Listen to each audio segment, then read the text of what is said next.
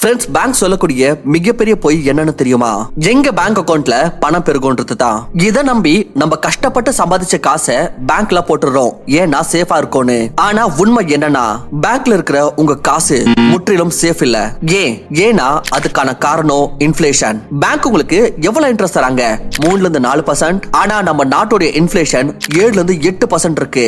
இதனால உங்க காசு நம்பர் அதிகமாகுது தான், ஆனா அதோட வேல்யூ கம்மியாயிட்டு இருக்கு. இப்போ உங்ககிட்ட 10 ரூபாய் இருக்குது, 5 வருஷத்துக்கு அப்புறம் 15 ரூபாய் இருக்கலாம். ஆனா இன்னைக்கு ஒரு காஃபி 10 ரூபாய்க்கு கிடைக்குது, 5 வருஷத்துக்கு அப்புறமா அது 20 ரூபாய் ஆயிடும். சோ இதுல இருந்து தெரியுது உங்க காசோட மதிப்பு கம்மி ஆகுது. அது அதிகரிக்கிற விலைவாசிய ஈடு கட்ட முடியல. சோ இந்த பட்சத்துல நம்ம என்ன பண்ணணும்? அதுக்காகவே நம்ம இன்னைக்கு பார்க்க போறோம் 7 இன்வெஸ்ட்மெண்ட் ஐடியாஸ் பத்தி. இதுல முதலீடு பண்றதுனால உங்க காசோட மதிப்பு அதிகமாகும், உங்க பணமும் பெருகும். முதல் invest in precious metal. Precious metal அதாவது தங்கம், வெள்ளி மற்றும் பிளாட்டினம். இது பிரஷியஸ் மெட்டல்னு ஏன் சொல்றான்னு பாத்தீங்கன்னா, ஏன்னா அதோட சப்ளை ரொம்பவே லிமிட்டட் ஆனது. சப்ளை லிமிட்டட் ஆச்சுன்னா அப்போ டிமாண்ட் அண்ட் வேல்யூ அதுவாவே அதிகரிச்சிரும். இனில இருந்து 4000 வருஷத்துக்கு முன்னாடி தங்கத்தை முதல் வாட்டி கண்டுபிடிச்சப்போ அப்பத்துல இருந்து ஆரம்பிச்சு கிட்டத்தட்ட 300 வருஷம் முன்னாடி வரைக்கும் கரன்சி பேப்பர் நோட்டாக இல்ல, பதிலா தங்கம் மற்றும் வெள்ளியால செஞ்ச நாணயங்களை தான் உபயோகிச்சுட்டு இருந்தாங்க. இதோட வேல்யூ மீது பணவீக்கம் மற்றும் ரிசெஷனோட எந்த பாதிப்பும் வராது. இதனால தங்கம் மற்றும் சில்வர் மெட்டல்ஸ் இன்வெஸ்ட்மென்ட்கான ஒரு பாப்புலரான மெத்தடா நேத்து இருந்துச்சு அண்ட் இன்னைக்கும் இருக்கு. அப்படி நம்ம ஆனுவல் வேல்யூ ஆஃப் இன்வெஸ்ட்மென்ட்க்கு பிரகாரம் பார்த்தோம்னா, அப்ப கோல்ட் ரியல் எஸ்டேட்டுக்கு பிறகு செகண்ட் நம்பர்ல அதிக ப்ராஃபிட்டபிள் அண்ட் லோ ரிஸ்கான கமோடிட்டியா இருக்கு. அப்படி நீங்க கடந்த 10 வருஷத்தோட ரிட்டர்ன் பாத்தீங்கன்னா, அப்ப கோல்ட் ஸ்டாக் மார்க்கெட் அளவுக்கான ஒரு நல்ல ரிட்டர்ன் கொடுத்திருக்கு. தங்கம் இது 10 வருஷத்துக்கு முன்னாடி 28,000 ரூபாவா இருந்துச்சோ 10 கிராம், அது இன்னைக்கு 71,000 ரூபாய்க்கு மேல அதிகரிச்சிருக்கு. அண்ட் பல மார்க்கெட் பிரெடிக்டர்ஸ் வரப்போற வருஷத்துல இதோட விலை இன்னும் அதிகரிக்கும்னு சொல்லிட்டு இருக்காங்க. இந்த பட்சத்துல கோல்டு உங்களுக்கு இன்வெஸ்ட்மென்ட்கான ஒரு ரொம்பவே நல்ல ஆப்ஷனா இருக்கும். வெறும் கோல்டு மட்டும் கிடையாது, வெள்ளி மற்றும் பிளாட்டினமோட மதிப்பு ஒவ்வொரு வருஷமும் வானத்தோட உச்சியை தொடுது. இந்த காரணத்தினால் இத இன்வெஸ்ட்மென்ட்கான ஒரு நல்ல ஆப்ஷனா கருதலாம். ஓகே, இந்த மெட்டல்ஸ்ல எப்படி இன்வெஸ்ட் பண்றது? முதல் வழி நிறைய பேரோட ஃபேவரட்டான முறை, பிசிக்கல் கோல்ட வாங்கி வச்சுக்கோங்க. பிசிக்கல் கோல்டு 2 ஃபார்ம்ல அவைலபிளா இருக்கு, கோல்டு காயின்ஸ் அண்ட் பில்லியன்ஸ். அதாவது கோல்டோட பிஸ்கெட்ஸ். ராபர்ட் கியோசாகி சொல்றாரு, கோல்டு கடவுளோட கரன்சியா. நீங்க ரூபாய் காசை எல்லா நாட்டிலையும் பயன்படுத்த முடியாது. ஆனா அப்படி உங்ககிட்ட கோல்டு இருந்துச்சுன்னா அப்ப நீங்க உலகத்துல எங்கனால எதனால வாங்கலாம். அண்ட் இது இன்னும் என்ன மாதிரியான ஒரு கரன்சினா, இது உலகத்துல எந்த ஒரு அரசாங்கத்தினாலையும் தடை பண்ண முடியாது. உதாரணத்துக்கு நீங்களே பாத்தீங்கல்ல, ஒரு செகண்ட்லயே 1000 ரூபாய் அண்ட் 500 ரூபாய் நோட்டோட மதிப்பு 0 ஆயிடுச்சு. ஆனா கோல்டோட வேல்யூ என்னவா இருந்துச்சோ அப்படியே இருந்துச்சு. கோல்டுல இன்வெஸ்ட் பண்றதுக்கான இரண்டாவது முறை டிஜிட்டல் கோல்ட். அண்ட் இதுக்குள்ள வருது ETF, அதாவது எக்ஸ்சேஞ்ச் ட்ரேடட் ஃபண்ட். இது பாத்தீங்கன்னா ஆல்மோஸ்ட் மியூச்சுவல் ஃபண்ட் மாதிரி தான் இருக்கும். ஆனா அங்க பாத்தீங்கன்னா இன்வெஸ்ட்மென்ட் ஸ்டாக்ல பண்ணுவாங்க, இங்க இவங்க கோல்டுல இன்வெஸ்ட் பண்ணுவாங்க. அண்ட் இது இல்லாம gold mutual funds and sovereign gold bond இத RBI வெளியிடுவாங்க. அப்படி நீங்க இந்த எல்லா முறை கோல்டு இன்வெஸ்ட்மென்ட் பத்தியான ஒரு டீடைல் வீடியோ தெரிஞ்சுக்கணும்னு விரும்புறீங்கன்னா அப்ப மறக்காம கீழே கோல்டு இன்வெஸ்ட்மென்ட் கமெண்ட் பண்ணுங்க. வாங்க இப்ப நம்ம கோல்ட்ல இன்வெஸ்ட் பண்றதுனால கிடைக்கிற பெனிஃபிட்ஸ் மார்க்கெட் பாராமீட்டர் சைடுல இருந்து பாப்போம். முதல் ரிட்டர்ன். சோ கோல்டோட மோஸ்ட்லி ரிட்டர்ன் பாத்தீங்கன்னா 8ல இருந்து 10% கிடையாது இருக்கு. இரண்டாவது பாராமீட்டர் ரிஸ்க். பாத்தீங்கன்னா கோல்டு ஒரு கமாடிட்டி. சோ இதுல ரிஸ்கான ரொம்பவே கம்மியான சான்சஸ் இல்ல மாடரேட் ரிஸ்க் தான் இருக்கு. மூணாவது பாராமீட்டர் லிக்விடிட்டி. கோல்ட் இன்வெஸ்ட்மென்ட்ல உங்களுக்கு ரொம்பவே நல்ல லிக்விடிட்டி கிடைக்கும். ஏன்னா அது பிசிக்கல் கோல்டோ இல்ல டிஜிட்டலோ நீங்க எப்ப விரும்புறீங்களோ அதை செல் பண்ணி உங்களோட கேஷை வித்ட்ரா பண்ணிக்கலாம். கடைசி பாராமீட்டர் வாலட்டிலிட்டி. கோல்டோட ரேட் ஹைலி வாலடைலா இருக்கும். அதுவும் முக்கியமா பண்டிகை சமயத்துல ஷார்ட் பீரியட்ல ஹைலி ஃபிளக்சுவேட் ஆகும். ஆனா இதுல இருக்கிற ஒரு சிறப்பு அம்சம், கோல்டு இன்வெஸ்ட்மென்ட் ஹெட்ஜிங்க்கு ரொம்பவே பெர்ஃபெக்ட் ஆனது. ஏன்னா இப்ப மார்க்கெட்ல வீழ்ச்சி ஏற்றலாம் ஏற்பட்டறப்போ அப்ப கோல்ட்ல இன்வெஸ்ட் பண்ற காசு ரொம்பவே கம்மியா அஃபெக்ட் ஆகும். சோ இது உங்களை லாஸ்ல இருந்து காப்பாத்த முடியும். இந்த வீடியோவோட second point land and real estate. Real estate நூத்துக்கணக்கான வருஷமா இருக்கிற ஒரு இன்வெஸ்ட்மென்ட் மெத்தட். இந்த மெத்தட்ல பாத்தீங்கன்னா ரிட்டர்ன் கண்டிப்பா கிடைச்சே தீரும். அது ரெண்டல் இன்கம் ஃபார்ம்லயோ இல்ல ப்ராப்பர்ட்டியோட அப்ரிசியேஷன்னாலயோ. அப்படி உங்ககிட்ட ஒரு ஹோல்சம் அமௌண்ட் ஆஃப் மணி இருக்குன்னா அப்படிக்கு ரொம்ப சுலபமாவே எந்த ஒரு லேண்ட் இல்ல ரியல் எஸ்டேட்லனாலும் இன்வெஸ்ட் பண்ணலாம். ஆனா அப்படி உங்ககிட்ட அந்த அளவுக்கு அதிகமான காசு சேர்ந்து இல்லனா அப்போ நீங்க ரியல் எஸ்டேட் கிரவுண்ட்ல விளையாடலாம். எப்படி? ரீட்ஸ் மூலமா. ரீட்ஸ் அதாவது ரியல் எஸ்டேட் இன்வெஸ்ட்மெண்ட் ட்ரஸ்ட். இதுவும் மியூச்சுவல் ஃபண்ட் மாதிரி ஒரு டைப் தான். ஆனா இங்க என்னன்னா ட்ரஸ்ட்ல இருக்க ஆட்கள் ஒன்னு சேர்த்து இங்க ஸ்டாக்ல இல்ல பதிலா ரியல் எஸ்டேட்ல இன்வெஸ்ட் பண்ணுவாங்க. ட்ரஸ்ட் கிரியேட்டர் உங்களுடைய காசை எதனா ஒரு commercial property like malls, business இல்ல ஷாப்ஸ்ல இல்ல residential projects like apartments, hostels, row houses இது எல்லாத்துல இன்வெஸ்ட் பண்ணுவாங்க.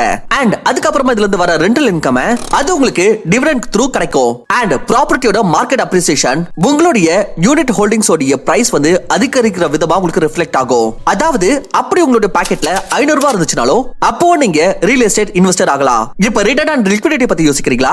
நீங்க எப்ப விரும்புறீங்களோ உங்களோட யூனிட் ஹோல்டிங்ஸ் செல் பண்ணி சுலபமா கேஷா வித்ட்ரா பண்ணிக்கலாம். நம்பர் 3 வந்து value stocks and mutual funds. நம்ம நாட்டுல நிறைய பேருக்கு ஸ்டாக் மார்க்கெட்ன்ற பேரை கேட்டாலே ஜரமே வந்துரும். ஒன்னு மக்கள் இத ரிஸ்க்னு நினைச்சு தொடவே விரும்ப மாட்டாங்க. இல்ல நைட்டோட நைட்டா பணக்காரனாகணும்ன்ற பேராசையில எந்த ஹோம்வொர்க் பண்ணாம இன்வெஸ்ட் பண்ணி அவங்களோட எல்லா காசை இழந்துறாங்க. ரொம்பவே கம்மியான ஆட்கள் மட்டும் தான் இத சரியான முறையில புரிஞ்சுக்கிட்டு இன்டெலிஜென்ட் இன்வெஸ்டிங்குடன் ப்ராஃபிட் சம்பாதிக்கிறாங்க. ஸ்டாக் மார்க்கெட்ல ஆல்மோஸ்ட் கேரண்டீட் ரிட்டர்ன் அடையறதுக்கு ரெண்டு சுலபமான வழி இருக்கு. Value stocks and mutual funds. Value ஸ்டாக்ஸ்னா அதாவது இந்த மாதிரியான கம்பெனிஸ்ல இன்வெஸ்ட் பண்றது எதெல்லாம் வந்து இப்போதைக்கு அண்டர் வேல்யூடா இருக்குதோ, அதாவது எதோட ஸ்டாக் பிரைஸ்ல அதோட இன்ட்ரின்சிக் வேல்யூ விட கம்மியா இருக்குதோ. இந்த இன்வெஸ்டிங் ஸ்டைல் எந்த பிலீஃப் மீது டிபெண்ட் ஆயிருக்குன்னு பாத்தீங்கன்னா ஸ்டாக் மார்க்கெட் வந்து எந்த ஒரு நியூஸ் மீதோ ஓவராக ரியாக்ட் பண்ணும். இதனால கம்பெனிஸ்க்கு பொட்டன்ஷியல் இருந்த பிறகும் ட்ரெண்ட் வந்து அதோட வேல்யூவை கம்மியாக்கி விட்டுடும். இது வந்து ஸ்டாக் இன்வெஸ்டர்ஸ்க்கு ஒரு டிஸ்கவுண்டட் பிரைஸ்ல வாங்குறதுக்கான ஆப்பர்ச்சுனிட்டி கொடுக்குது. லாங் டர்ம்ல இந்த ஸ்டாக்கோட வேல்யூ வந்து அதோட இன்ட்ரின்சிக் வேல்யூ இல்ல அதை விட மேல போயிடுச்சுன்னா அப்ப நீங்க அதை வித்து நல்ல ரிட்டர்ன் சம்பாதிக்க முடியும். வெல், மியூச்சுவல் ஃபண்ட் நீங்க புரிஞ்சுக்கணும்னா மியூச்சுவல் கருத்தை வந்து ஒன்னா சேர்ந்து, அதாவது நிறைய பேர் வந்து ஒன்னா சேர்ந்து ஸ்டாக் மார்க்கெட்ல நிறைய காசு இன்வெஸ்ட் பண்றாங்க. இந்த பாயிண்டோட ரொம்பவே நல்ல விஷயம் என்னன்னா நீங்க ஒவ்வொரு சமயமும் ஸ்டாக் மார்க்கெட்டை பார்க்கணும்னு அவசியமே இல்ல. இதுல இருக்கிற ஃபண்ட் கிரியேட்டர் வந்து ஒரு ஃபிக்ஸட் போர்ட்ஃபோலியோ உருவாக்குவாரு அண்ட் அவரே இந்த கம்பெனிஸ் எல்லாம் இன்வெஸ்ட் பண்ணி உங்களுக்கு ஒரு நல்ல ரிட்டர்ன் வாங்கி கொடுப்பாரு. அப்படிங்க ரிட்டர்ன் பார்த்தனா உங்களுக்கு இங்க ஆன் அன் ஆவரேஜ் 12 இருந்து 15% ரிட்டர்ன் கிடைக்கும். ரிஸ்க் வந்து மாடரேட் டு ஹையாக இருக்கும். அதுவே நீங்க இன்னும் ஹை ரிஸ்க் எடுக்கணும், ஹை ரிட்டர்ன் தேவைன்னா அப்ப நீங்க உங்களுடைய போர்ட்ஃபோலியோ அலோகேஷன்ல கிரிப்டோ கரன்சியை கன்சிடர் பண்ணலாம். இந்த இயரோட டாப் 5 கிரிப்டோ பாத்தீங்கன்னா 337 to 110% வரைக்கும் ரிட்டர்ன் கொடுத்திருக்கு. சோ உங்க டோட்டல் இன்வெஸ்ட்மென்ட் போர்ட்ஃபோலியோல 1 to 2% நீங்க கிரிப்டோல இன்வெஸ்ட் பண்றதையும் கன்சிடர் பண்ணலாம். இங்க ரொம்பவே கம்மியான அசெட் அலோகேட் பண்ண சொன்னதுக்கான காரணம் என்னன்னு பாத்தீங்கன்னா கிரிப்டோ மார்க்கெட் வந்து ரொம்பவே வாலடைலா இருக்கும். அண்ட் இன்னொரு விஷயம் வந்து நீங்க இதுல புதுசா இன்வெஸ்ட் பண்றீங்க. இப்போ எனக்கு கிரிப்டோ மார்க்கெட் பத்தி அவ்வளவா தெரியாது, எனக்கு இத பத்தி ரொம்ப நாலேஜ் இல்ல அண்ட் இது ரொம்பவே ரிஸ்க்னு நினைச்சீங்கன்னா அப்ப நீங்க கிரிப்டோல இன்வெஸ்ட் பண்றதுக்கான CoinSwitch ஆப்ல ஸ்மார்ட் இன்வெஸ்ட்மென்ட்னு ஒரு புது ஃபீச்சர் இருக்கு. இதுல ஒரு ஆக்டிவ் மேனேஜர் வந்து கிரிப்டோல நடக்கிற அப் அண்ட் டவுன் ஸ்விங்ஸை கரெக்ட்டா கேப்சர் பண்ணி கிட்டத்தட்ட சொல்லப்போனா ஒரு மியூச்சுவல் ஃபண்ட் மாதிரியே நம்ம இன்வெஸ்ட் பண்ற அமௌண்ட்டை வந்து ட்ரேட் பண்ணி நமக்கு ஒரு நல்ல ரிட்டர்ன்ஸ் ஜெனரேட் பண்ணி தரதா சொல்றாங்க. சோ 2 crore யூசர் உள்ள இந்த CoinSwitch ஆப்பை டவுன்லோட் பண்ணி ஓபன் பண்ணீங்கன்னா கீழே ப்ரோ மோடுக்கு ஸ்விட்ச் பண்ற ஆப்ஷன் இருக்கும். இதோட ப்ரோ மோடுக்கு ஸ்விட்ச் ஆகி இதுல இருக்கிற ஸ்மார்ட் இன்வெஸ்ட் ஆப்ஷனை சூஸ் பண்ணீங்கன்னா அல்கோரிதம்ஸை யூஸ் பண்ணி ஆக்டிவா ட்ரேட் பண்ற டாப் கிரிப்டோ ட்ரேடர்ஸோட பெர்ஃபார்மன்ஸ்லாம் உங்களுக்கு லிஸ்ட் ஆகும். உங்களுக்கு எது சரின்னு படுதோ அதை நீங்க செலக்ட் பண்ணி ப்ராஃபிட் ஷேரிங் அக்ரிமெண்ட்டை நீங்க டிசைட் பண்ணீங்கன்னா அதுக்கு தகுந்த மாதிரி நீங்க பண்ற இன்வெஸ்ட்மென்ட்க்கு ஃபுல் டிரான்ஸ்பரன்சியோட அதோட ஸ்டேட்டஸ் வந்து அப்டேட் ஆயிட்டு இருக்குன்னு சொல்றாங்க. இப்போ ஒரு 30 டேஸ்க்கு CoinSwitch வந்து 0 ஃபீஸ் அண்ட் 1% கேஷ்பேக் தரதா சொல்றாங்க. CoinSwitch வந்து இவங்க மேனேஜ் பண்ற அசெட்ஸோட சேஃப்டிக்காக FIU ல ரெஜிஸ்டர் பண்ணிருக்காங்க. இவங்க எந்த அளவுக்கு அசெட்ஸ் ஹோல்ட் பண்றாங்கன்றது அவங்களோட வெப்சைட்ல லிஸ்ட் பண்ணிருக்காங்க. அவங்களோட வெப்சைட்ல இருக்கிற இன்ஃபர்மேஷனுக்கு படி டோட்டலா அவங்க கிட்ட 3500 crores கிரிப்டோ ஹோல்டிங்ஸ் இருக்கிறதாவோ அண்ட் அப்ராக்சிமேட்டா 2700 crores கஸ்டமர்ஸ் உடைய ஹோல்டிங்ஸ் இருக்கிறதா சொல்றாங்க. இப்போ இதுல முதல் 15 நாட்களுக்கு பாத்தீங்கன்னா இவங்க எக்ஸ்சேஞ்ச் மூலமா ஃபியூச்சர் ட்ரேடிங்ல 100% ஃபீஸ் ரீஃபண்ட் பண்றதாகவோ அண்ட் 25x லிவரேஜ் கொடுக்கறதா சொல்றாங்க. அதாவது நீங்க 1000 ரூபாய் வச்சு ட்ரேட் பண்றீங்கன்னா உங்களுக்கு 25000 ரூபாய் வரைக்கும் லிவரேஜ் கிடைக்கும். சோ ஆல்ரெடி நீங்க கிரிப்டோ மார்க்கெட்ல ட்ரேடிங்ல இன்வெஸ்டிங் பண்ணிட்டு இருக்கீங்கன்னா இல்ல இத பத்தி இப்பதான் ஃபர்ஸ்ட் கேள்விப்பட்டீங்கன்னா இத பத்தி டீடைல்ஸ் தெரிஞ்சுக்கணும்னு விரும்புறீங்கன்னா அப்போ இந்த ஆப்பர்சூனிட்டியை நீங்க யூஸ் பண்ணிக்க டிஸ்கிரிப்ஷன்ல இருக்கிற லிங்க்ல இருந்து CoinSwitch ஆப்பை செக் பண்ணி பாருங்க. இந்த வீடியோவோட அடுத்த பாயிண்ட் வந்து investment in industrial commodities and raw material. Gold இல்லாமலும் இன்னும் பல மெட்டல்ஸ் லைக் காப்பர், கோபால்ட், அலுமினியமோ ரொம்பவே உபயோகமானது. ஏகப்பட்ட இண்டஸ்ட்ரியல் ப்ராடக்ட்ஸ்ல இதோட ரொம்பவே இம்பார்ட்டன்ட் ரோல் இருக்கு. உதாரணத்துக்கு காப்பர் வயர் எலக்ட்ரிக் அப்ளையன்சஸ் மேனுஃபேக்சர்ல ரொம்பவே உபயோகமா இருக்குது. அதுவே கோபால்ட் எலக்ட்ரிக் வெஹிக்கிள்ஸ் உடைய பேட்டரி உருவாக்கத்துல உபயோகமாகுது. இப்போதைக்கு பாத்தீங்கன்னா இதோட டிமாண்ட் ரொம்பவே அதிகமாயிடுச்சு. இதே மாதிரியே சிலிகான் மாதிரியான ரா மெட்டீரியல்ஸ் உடைய டிமாண்டும் டெக்னாலஜி அண்ட் ஆட்டோமொபைல்ஸோட வளர்ச்சி கூடனே பூம் ஆயிட்டு இருக்கு. காப்பர் இது சில வருஷத்துக்கு முன்னாடி 100 ரூபாய் கிலோ இருந்தது. ஆனா அதே இன்னைக்கு 1000 ரூபாய் கிலோ, அதாவது 10 மடங்கு ப்ராஃபிட். இதே மாதிரியே 2012ல கோபால்ட் $20,000 per டன் இருந்துச்சு அண்ட் 2022ல அது $40,000 வரைக்கும் போயிடுச்சு. சோ இதுல இருந்து சொல்லலாம் இண்டஸ்ட்ரியல் ரா மெட்டீரியலும் உங்களுக்கு ஒரு நல்ல ப்ராஃபிட் கொடுக்க கூடும். ஆனா ஒரு சின்ன பிரச்சனை என்னன்னா அது அப்படியே நீங்க பிசிக்கல் ஃபார்ம்ல இத வாங்கி வச்சீங்கன்னா அப்ப ஸ்டோரேஜ் ப்ராப்ளம் கண்டிப்பா வரும். அண்ட் கூடவே இதோட பையர்ஸ் அண்ட் செல்லர்ஸ் வாங்குறதோ நம்மள மாதிரியான சாதாரண ஆட்களுக்கு அவ்வளவு சுலபம் கிடையாது. சோ ரா மெட்டீரியல்ல இன்வெஸ்ட் பண்றதுக்கான இரண்டாவது வழி வந்து மைனிங் கம்பெனிஸ்ல இன்வெஸ்ட் பண்றது. டஸ்போர்ட் ஃபீடிங் உங்களுக்கு பண்ண பொறுத்தல நீங்களே நல்ல சிறப்பான மைனிங் கம்பெனிஸா பார்த்து கண்டுபிடிங்க. நம்பர் 5 வந்து சேஃப் ஹேவன் கரன்சிஸ். அரசியல்வாதியோ இல்ல நடிகரோ இல்ல விஜய் மாலியானாலும் சரி இல்ல நீரவ் மோடி எல்லார்கிட்டயும் ஸ்விஸ் அக்கவுண்ட் கண்டிப்பா இருக்கும். நீங்க எல்லாருமே எப்படி யோசிச்சு பார்த்திருக்கீங்களா? இவங்க எல்லாருமே ஸ்விஸ் பேங்க்ல ஏன் அக்கவுண்ட் ஓபன் பண்றாங்கன்னு? இதுக்கு இதுக்கான ஒரு காரணம் வந்து சுவிட்சர்லாந்தோட கரன்சி. அது ஏன் வாங்க தெரிஞ்சுக்கலாம். நீங்க சேஃப் ஹேவன் கரன்சி பத்தி கேள்விப்பட்டிருக்கீங்களா?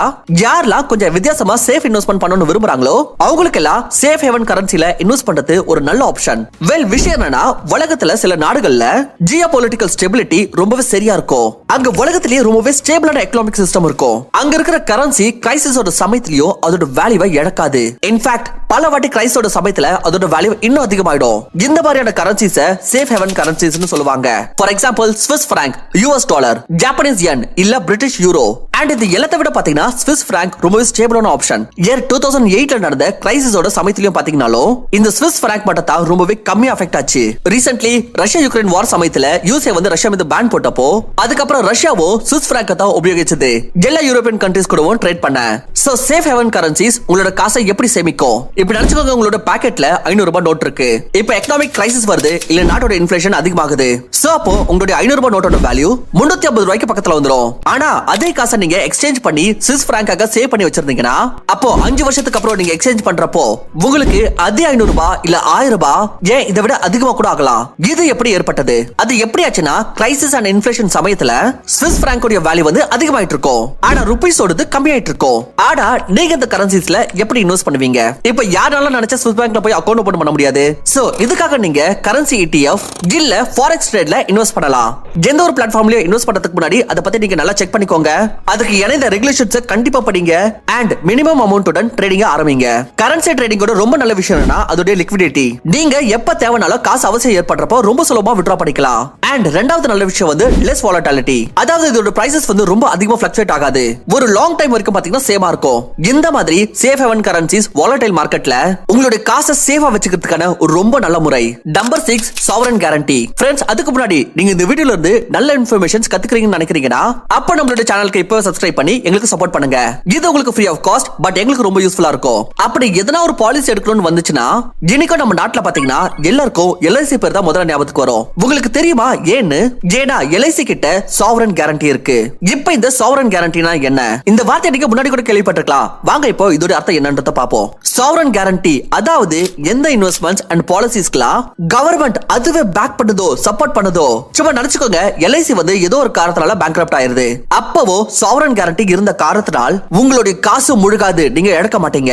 LIC பாண்ட்ஸ்ல முதலீடு பண்ண உங்களோட காசு பிளஸ் பெனிஃபிட்ஸ் LIC உங்களுக்கு ப்ராமிஸ் பண்ணுச்சு. வெல், அது மெச்சூரிட்டி பெனிஃபிட்டோ ஹெல்த் பெனிஃபிட்டோ இல்ல டெத்ல கிடைக்கக்கூடிய அமௌண்ட், இது எல்லாத்தையும் இந்திய அரசாங்கம் அதுவே கொடுக்கும். அதுவே நீங்க பிரைவேட் பாண்ட்ல இன்வெஸ்ட் பண்ணீங்கன்னா அப்ப பேங்க் முழுகிறப்போ அப்ப உங்களுடைய காசை முழுகிடலாம். இதனால தான் LICயோட பிரீமியம் இவ்வளவு விலை அதிகமா இருந்த பிறகும் அது பாலிசி மார்க்கெட்டோட 70% கண்ட்ரோல் பண்ணுது. நம்மளுடைய நாட்டுல பல சாவரன் கேரண்டி இன்வெஸ்ட்மெண்ட்ஸ் இருக்கு. லைக் உதாரணத்துக்கு government back bonds, treasury bonds, sovereign gold bonds, sovereign guarantee policy, like LIC மாதிரி, government schemes மாதிரி NSC அதாவது National Saving Certificate, PPF and Sukanya Samarthya and post office ஓட பல schemes. Friends, அப்படியே நீங்க post office schemes இல்ல government ஓட இன்னும் பல schemes பத்தி தெரிஞ்சுக்கணும்னு விரும்புறீங்கன்னா அப்ப கீழே top 5 government ன்னு கமெண்ட் பண்ணுங்க. நான் உங்களுக்கு 5 best government schemes பத்தி சொல்றேன். ஆனா லோ ரிஸ்கா இருக்கிற காரணத்தால இதோட ரிட்டர்ன்ஸோ பிரைவேட் பாண்ட்ஸோட கம்பேரிசன்ல கம்மியா இருக்கும். இது ஆல்மோஸ்ட் உங்களுக்கு 7 to 9% கான ரிட்டர்ன் கொடுக்குது. அண்ட் கூடவே இதோட லிக்விடிட்டியும் ரொம்பவே கம்மி. அதாவது உங்களுடைய காசு கொஞ்ச காலத்துக்கு லாக் ஆயிடும், உங்களால வெளிய எடுக்க முடியாது. நம்பர் 7 வந்து கலெக்டபிள்ஸ். கலெக்டபிள்ஸ் அதாவது பொருட்கள் இதெல்லாம் உலகத்துல ரொம்ப கம்மியா இருக்கும். உதாரணத்துக்கு விண்டேஜ் கார்ஸ், லிமிடெட் எடிஷன் பொருட்கள், பழைய காயின்ஸ், ஸ்டாம்ப்ஸ்ல இருந்து பெயிண்டிங்ஸ் அண்ட் கார்ட்ஸ் வரைக்கும் எல்லாமே கலெக்டபிள்ஸ்க்குள்ள வரும். இது எப்படி உங்களுக்கு காசு சம்பாதிச்சு கொடுக்கும்? அது எப்படின்னா ஆசை பெரிய விஷயம். உலகத்துல பல பேர் கலெக்டபிள்ஸ் குறித்து எவ்வளவு பைத்தியமா இருக்காங்கன்னா அவங்க நம்ம கேட்ட விலையை கொடுக்கிறதுக்கு பைத்தியமா இருப்பாங்க. உதாரணத்துக்கு லியோனார்டோ டா வின்சியோட controversial painting மண்டி தி சேவியர் ஒரு ஆக்ஷன்ல $450 மில்லியன் விற்கப்பட்டது. இத சவுதியோட கிரவுன் பிரின்ஸ் முகமது பின் சல்மான் வாங்கினாரு. அதுவே 1986ல ஆர்டிஸ்ட் ஜெஃப் கூன்ஸால உருவாக்கப்பட்ட அல்ட்ரா ராபிட்டோட ஸ்டீல் ஸ்கல்ப்சர் கிட்டத்தட்ட $91 மில்லியன் வித்துச்சு. சோ எப்ப எங்க எந்த கலெக்டபிள்ஸ் எவ்வளவு காசுக்கு விற்கப்படும் இத கணிக்கிறது கொஞ்சம் கஷ்டம். இது எந்த ஒரு கலெக்டபிள்ஸையும் வாங்கக்கூடியவருடைய கண்ணோட்டத்தை பொறுத்து தான் இருக்கு. அவருக்கு எவ்வளவு பிடிக்குதோ அதுதான் அந்த பிரைஸை டிசைட் பண்ணும். இந்த மாதிரி பல கலெக்டபிள்ஸ் இருக்கு. அதோட பிரைஸ் எவ்வளவு பழசா ஆகுதோ அந்த அளவுக்கு அதிகரிச்சுட்டே இருக்கும். ஃபார் எக்ஸாம்பிள் டைட்டானிக் ரிலேட்டடான கலெக்டபிள்ஸ்க்கு வந்து உலகத்துல மக்கள் பைத்தியமா இருக்காங்க. அண்ட் இது ரொம்ப நல்ல விலையில விற்கப்படும். வெல் பாத்தீங்கன்னா மக்கள் கலெக்டபிள்ஸ் ஷோ ஆஃப்காக வாங்குவாங்க. ஆனா நீங்க கலெக்டபிள்ஸ் இந்த மோட்டிவுடன் இத வாங்கி அதிக பிரைஸ்ல விற்க போறீங்கன்னா அப்ப இத கலெக்டபிள்ஸ் இன்வெஸ்டிங்னு சொல்லுவாங்க. ஒரு பிரச்சனை என்னன்னா கலெக்டபிள்ஸ் வாங்குறதுக்கோ அதை வச்சிருக்கிறதுக்கோ எக்கச்சக்கமான காசு செலவாகும். ஆனா இதுக்கானவோ ஒரு சொல்யூஷன் இருக்கு. லைக் collectibles.com-லயோ உங்களோட டிரான்சாக்ஷன் பண்ணலாம். அப்படி பெரிய விஷயத்துல இன்வெஸ்ட் பண்றது உங்களுக்கு பாக்கெட் ஃப்ரெண்ட்லியா இல்லனா அப்ப ஜெர்சி, கார்ட்ஸ், ஸ்டாம்ப்ஸ், காயின்ஸ் மாதிரியான சின்ன சின்ன விஷயங்களை இன்வெஸ்ட் பண்ணி இந்த பிளாட்ஃபார்ம்ல நீங்க செல் பண்ணலாம். கலெக்டபிள்ஸ்ல இன்வெஸ்ட் பண்றதுக்கான ரொம்ப பெரிய பலன் என்னன்னா இது உங்க போர்ட்ஃபோலியோவோட ஒரு டைவர்சிஃபைட் லுக் கொடுக்கும். அண்ட் உங்களுக்கு இன்வெஸ்டிங் கூடவே உங்களோட பேஷனை ஃபாலோ பண்ணவும் உதவி செய்யும். சோ உங்களோட பேங்க்ல உங்களோட எமர்ஜென்சி ஃபண்ட தவிர வேற என்ன காசு இருக்குதோ அதை வெளியே எடுங்க. அண்ட் இத வெவ்வேறு இடத்துல இன்வெஸ்ட் பண்ணுங்க. சோ தட் உங்களுடைய காசு இன்னும் காசு சம்பாதிச்சு கொடுக்கும். வீடியோல சொன்ன இன்ஃபர்மேஷன் உங்களுக்கு பிடிச்சிருந்துச்சுன்னா இதை லைக் கண்டிப்பா பண்ணுங்க.